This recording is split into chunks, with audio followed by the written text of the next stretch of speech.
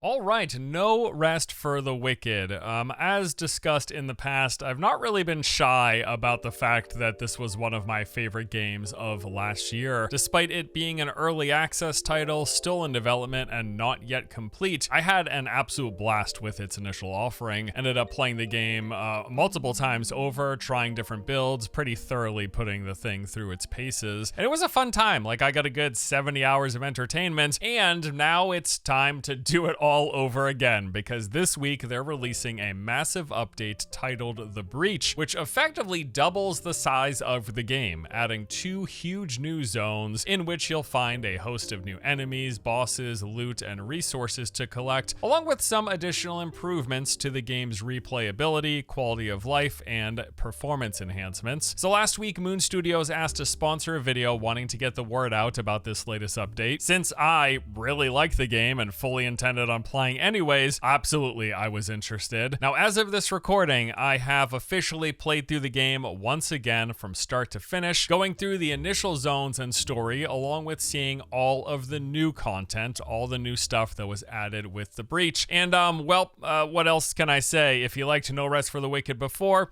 there is even more of it to like now. So with that said, let's go ahead and check out The Breach. All right, so what's new? Well, they've basically continued the game from where it left off during the initial early access launch. So you're gonna play through the narrative campaign, exploring the original zones of Mariner's Keep, Orban Glades, Nameless Pass, and the sewers once again. And then, after defeating what was effectively the final boss in Nameless Pass, the story now actually continues. So when in the main city hub of Sacrament, you'll now acquire 2 new quest lines directing you to a bulk of the new content. These quests, of course, come with new cutscenes and dialogue speaking with different NPCs, and they're also going to take you to the 2 entirely new regions, those being the Lowland Meadows and Marin Woods. So let's talk about those areas. Now, the entrance to Lowland Meadows is found in the southeast corner of Sacrament. So upon entering this area, you're going to find yourself amongst rolling hills overgrown with sunflowers and herbs all over the place. When you keep on moving, you're going to eventually come across several large windmills. There are small villages and abandoned forts to explore. There are these extensive streams winding through the terrain, multiple cave systems that are pitch black, and I mean literally can't see in front of your character levels of dark. You're going to need to carry a torch or some other light source in order to navigate these. Plus, there's hungry wolves inside that you have to deal with as well. There's also a dense forest area in the Lowland Meadows. This section is jam-packed with trees. Beyond just kind of looking cool, this was also a great place for farming planks that I needed for various upgrades. And one big feature of the zone is this massive lumber mill compound with some nefarious things going on inside. I'll leave that for you to discover. So the Lowland Meadows is also where you're going to come across some new enemies. In fact, both of the zones have new enemy factions within them. In the meadows, though, are these twisted, corrupted abominations, many malformed humanoids that can shapeshift in strange ways, like extending their limbs to strike you, swallowing this healing concoction that also poisons while they're low, and then just being weird in general. There is also a brand new pinnacle boss encounter here, and I don't want to spoil this other than to say it was challenging, it was fun, and it was a bit disturbing, not gonna lie. Like, they sure do know how to make some unsettling creatures and sound effects to go along with them in this game. All right, next we got the zone of Marin Woods. This is the second new area. This one is located directly north of Sacrament. You're gonna find the entrance just beyond the church and graveyard area of town. So this whole region has been infested by this plague. In fact, right away, you're gonna see it with these rows and rows of these tiny little purple tendrils all over the place. Walking too closely, they actually start jabbing you like incessantly, and this applies a debuff that deals some pretty considerable damage over time, to the point where you really don't want to be anywhere around them. Like, you can briefly try to run through in certain spots, but if there's a wide swath that you have to move through, don't do it, because if you're within them and they're poking you for more than a few seconds, if you're exposed for that long, the debuff that's applied is likely going to kill you, unless you just have massive amounts of healing to counteract the damage over time that you're taking. Now, the initial area that you walk into, it is autumn themed, I would say. You're in these deep woods. There's lots of leafy orange and red trees with their canopy casting a shadow over the entire area. And then you also have these gargantuan hollowed out trees, and these are the homes to the brand new enemy faction of these bird-like creatures. And inside of those trees, as well as in the surrounding landscape, are many winding cave systems. Beyond the forest level, there's a lot of caves in this area in which you're gonna fight the new avian enemies and other wildlife. Also got a lot of witchy vibes in here with like these glowing mushrooms all over the place and paintings and symbols all over the walls, and tons of waterfalls and tiny streams here as well. Be sure to check behind all of the waterfalls just as a general rule, but applicable in this game especially. Oh, also there's a rather unique mechanic in this zone that is unique to this area. With those corrupted purple tendrils that I mentioned earlier, you actually have to cleanse them in order to progress through the level. So as you're navigating around the environment, you got to keep an eye out for these glowing objects called these dire nettle spores, which you will bring them towards these, I don't know, like the brain centers of the corruption, whatever. These big purple blobs with eyeballs, bring the nettle spores to them, interact with it. Doing so removes the corruption in the immediate area, opening up one or multiple paths. Now, once you eventually make your way out of the woods, you're going to be introduced to the town of Marin Village, and this is actually a secondary hub, so it's like a smaller version of Sacrament. It's got its own vendors, NPCs, and new side quests. There's this grain or wheat farm just outside with a few secrets, and the village itself gives off some kind of Nordic vibes, particularly with the structure and styling of the buildings within it, and I really like how this looks. And then, of course, this new region comes with another new big boss fight. Man, these things are...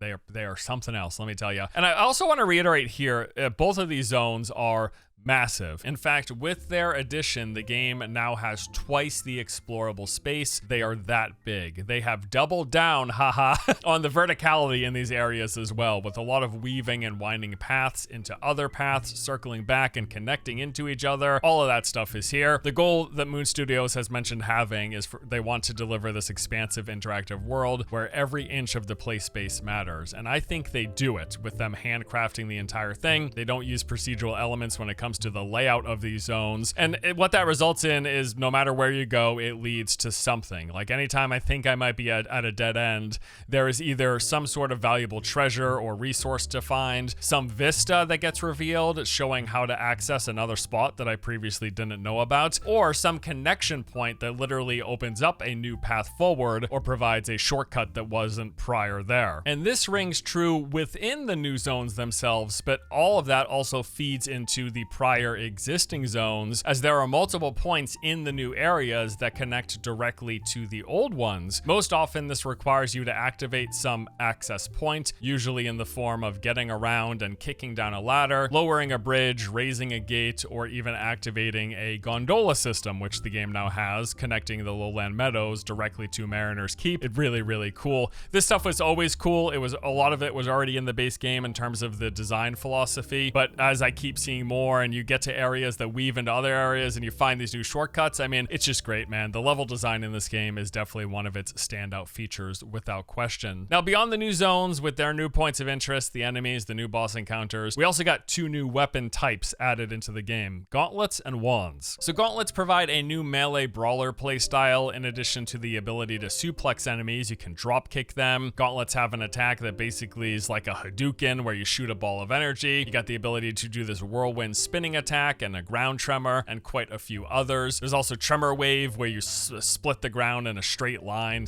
damaging and separating enemies. Beyond the gauntlets though, there are wands, which is my personal favorite, the one I decided to use for this playthrough. It's a new magic weapon that is a hybrid of melee and ranged, with multiple elemental types to choose from depending on which wand you use. So the one that I'm currently using is called Flame Become Us. It builds up focus with these attacks that perform similar to like a dagger. It's a lot of melee jabs and spinning attacks, but this builds up your focus, but also as you continue performing the combo, the final two stages of it actually shoot out a fiery projectile. So again, it's melee ranged for the initial phases of the combo, but then actually ranged for the final ones. And then you've got the wand's native abilities, and these provide a range single target burst damage skill, as well as a few different AoE cleave damage skills. It's a really cool playstyle. It's been a ton of fun trying these out. I've played with multiple wands so far beyond this fire one. I've tried other fire ones that had more general area and cleave damage, whereas the one that I'm currently using is mostly single target focused. I've also played with a few different frost and electric wands, and again, they all have their own unique patterns along with different combo chains and of course different native built-in magic abilities. And it's just nice to have a more caster focused options. Like you've got the magic ones. There's also the faith-based builds, which I've not really played around with too much, but I'd like to look into. But yeah, I've really liked the wands. I want to probably try gauntlets next because I've already played a bunch of the other weapons, but I digress. Beyond there being 2 new weapon types to play around with, the update also comes with loads of new gear, items, and player power options. So you've got a bunch of new named weapons for all of the previously existing weapon types. So there are new swords, new shields, staffs, daggers, bows, maces, etc. A bunch of new weapons and with them abilities to try out. There are entirely new gear sets for you to collect. They've also revamped how loot drops work. So the prior method had it so that the different tiers of gear would drop based on the zone as well as the difficulty level that it was in. But now the entire pool of loot always has a chance to drop, with the items then scaling to your current character level. So now it's the case that you will never be locked out of specific weapons that were tied to lower levels, which was previously the case. As you leveled up, you would eventually just not get certain gear drops, which would force you to create new servers and play on new realms if there were lower level items that you preferred to use and level up.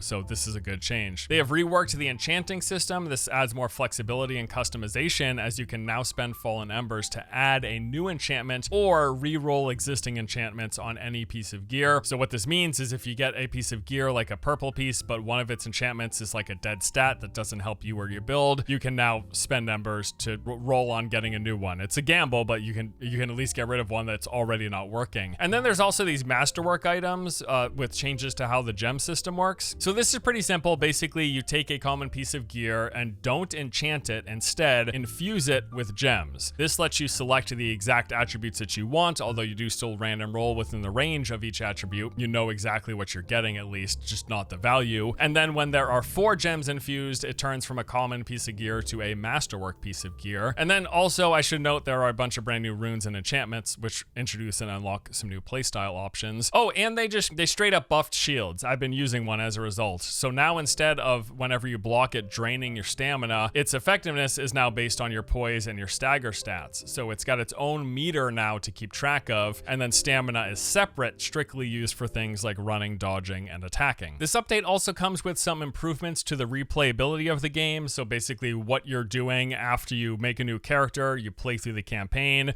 you go to all the new regions. Once you're done all of that story, the narrative arc, and you've leveled up, what do? Well, there's a couple of things. For starters, once you complete the new story and zones that were added in the breach, all of the prior zones and the rest of the game now have a chance to become overtaken by Pestilence. This is a mechanic that basically revamps those areas. So the way it works is an area will become infected, which fills it with entirely new enemies. Those enemies, besides being new difficult challenges, and they can drop gear, of course, they also drop a new resource called Torn items, and any Torn resource that you find, you'll burn it at a fire, and that bumps up the difficulty of all of the enemies in that area. Now, you'll want to keep doing this. As you keep increasing the challenge, you'll get better rewards. They'll drop higher end loot, more currency, more resources, and then you go through the zone, you keep killing enemies, depleting this Pestilence spread bar in the process, and then once that is empty, you get this plague boss summoned in the region. Defeating them means, of course, big rewards, but it also cleanses the area, at least until it becomes infected again at some point later down the road. But yeah, you play through the campaign, you beat the new stuff,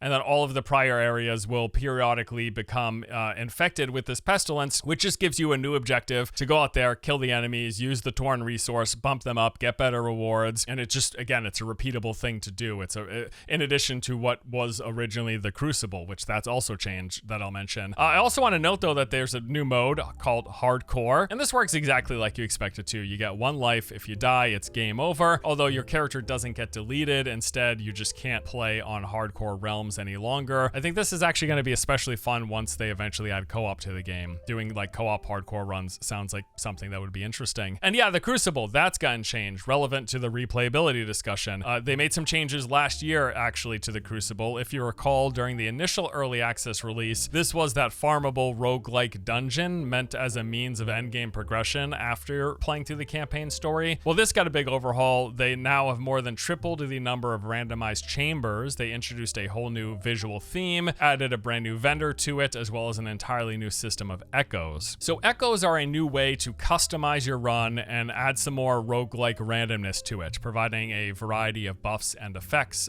that enhance you and debuff enemies. So basically you collect these as you kill enemies, and then you spend them choosing from a list of randomly presented options, and it's either going to debuff enemies or buff yourself. It has many of the expected things like increasing your damage, your health, your speed, or slowing down enemies, making them weaker, more susceptible to attacks, etc. Lots of different options to choose from. You pick from a randomly generated assorted list. You can cycle through them by spending currency to get the ones that you want, etc. Now also, halfway through a Crucible run, you're going to come across the new vendor who, in exchange for a secondary currency that you collect while killing enemies, will sell you things like you can buy fallen embers, refined resources, exalted weapons, and even unlocks the ability to respec your character, which wasn't previously in the game. Also in that Crucible update, we had the addition of a new enemy faction called the Gloam, these lost souls who become infected, giving them this like corrupted bioluminescence to them. These enemies, beyond being in the Crucible, are also found in select areas of the rest of the game. In fact, recently I got a bounty to go out and hunt some of them in a cave. The cave was pitch black except for the bioluminescent enemies. It was a really cool encounter. But yeah, all around, the Crucible is now a lot more fleshed out thanks to last year's update,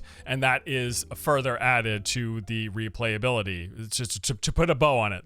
Like you played through the game, you finished the new campaign, you finish the old campaign, you do the new campaign in the new areas, you finish that. What is there to do? Well, you got all of the zones now having the chance and periodically becoming infected with Pestilence. You go over there, you cleanse that, you kill the enemies, you make them harder with torn stuff, and you get good loot. You've got the Crucible, which has been enhanced to farm just like at release, but now it's better all around. And then there's hardcore mode if you're feeling particularly adventurous. And then lastly, with this update, there's been some quality of life improvements and added polish. So for starters, they've improved storage and inventory management, namely by increasing the max item stack size from previously 25 up to 99 items. They've added these things called Whisper Stones that let you fast travel directly to and from your home instead of just from Sacrament to your last visited Whisper. Town progression can now be sped up by feeding the workers some of your spare food, and there have been performance updates across the board. Speaking of which, yeah, the game simply runs better than it did at release. This was a notable pain point for me initially. Despite having enjoyed the rest of the game, performance had its issues, but it's been vastly improved. Like, barring a few select locations when first loading into a zone, it's been smooth pretty much across the board, which I am really happy to see. And so that pretty much covers all of the new content and features added with this update. As mentioned, I've done another full run through of the game. I enjoyed it just as much as before, but now there's a whole bunch of new stuff to see, new gear to collect, new builds to try, and new bosses to fight. They still, of course, have a ways to go before the game is complete 1.0 and finished, but as is, it's been a great experience. Of course, though, I'm looking forward to the future planned additions. Most notably, we got 4-player co-op, which is supposedly the very next thing in the pipeline, coming with the next major update. PvP is coming at some point, and I'm really curious to see exactly what they have planned here. Could be really exciting depending on how they do it. And then, of course, there will be additional content updates similar to this one, where they continue the story content, adding new chapters with additional map regions to explore, along with all of the expected new enemies, bosses, weapons, and gear to collect, and likely additional improvements and enhancements and quality of life features. And also farming is coming at some point, like growing crops and tending to them in addition to the existing housing system. I am now at this point well over 100 hours spent with No Rest for the Wicked, and the game isn't even finished yet. I think that pretty much speaks for itself. But that does it for today. Thank you as always for watching. Hope you enjoyed the overview of the Breach update. If you're jumping in this week, I hope you have a good time with it. Links below if you want to check it out and get more details and information. But that is all. Thank you for watching. See you next time. Take it easy.